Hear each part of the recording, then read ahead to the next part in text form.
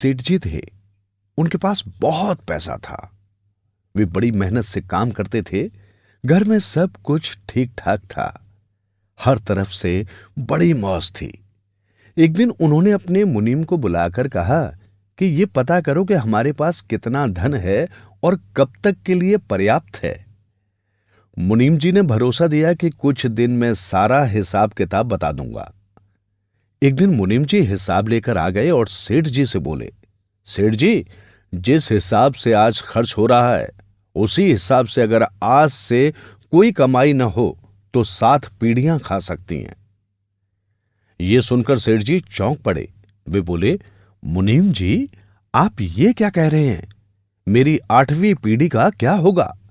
इसका मतलब है कि 8वीं पीढ़ी की संतान भूखी मर जाएगी।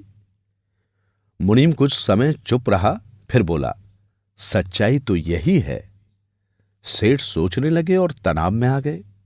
धीरे धीरे वे बीमार रहने लगे। बहुत इलाज करवाया मगर कुछ फर्क नहीं पड़ा। सेठ जी दिन ब दिन ढलते जा रहे थे। सेठ जी का एक दोस्त था। वो जब सेठ जी का हालचाल पूछने आया तो देखा कि सेठ जी काफी तनाव में हैं। पूछने पर वे बोले, इतना कमाया फिर भी क्या हुआ? 8वीं पीढ़ी के लिए कुछ नहीं है। दोस्त बोला, सेठ जी, एक काम करो, थोड़ी दूरी पर एक पंडित जी रहते हैं। यदि उन्हें मंगलवार सुबह रोटी खिलाएं तो आपका रोग ठीक हो जाएगा। सेठ बोले, ये कौन सी बड़ी बात है?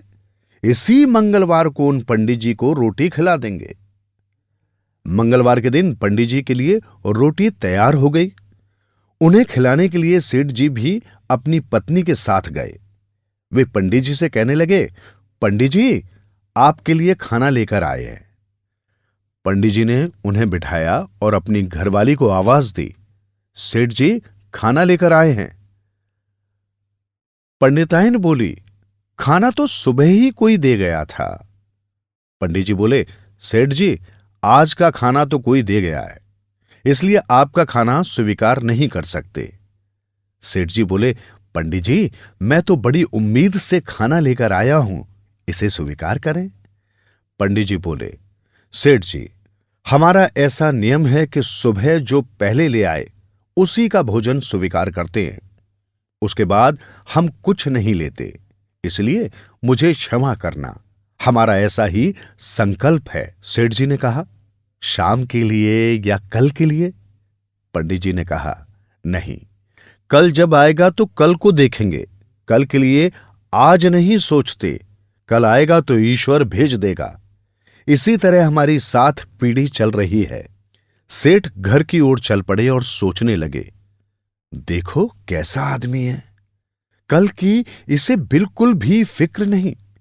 मुझे 8वीं पीढ़ी का रोग है, अगर वो पैदा होगी तो अपने आप कमाएगी, मुझे फिक्र करने की क्या जरूरत है?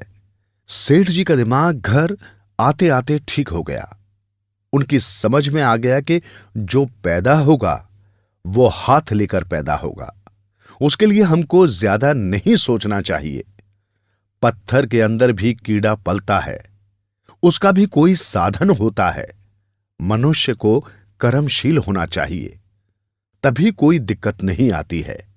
किसी ने ठीक ही कहा है, तो कल की फिक्र मत कर, आज के दिन को अच्छा बना, कल अपने आप अच्छा होगा।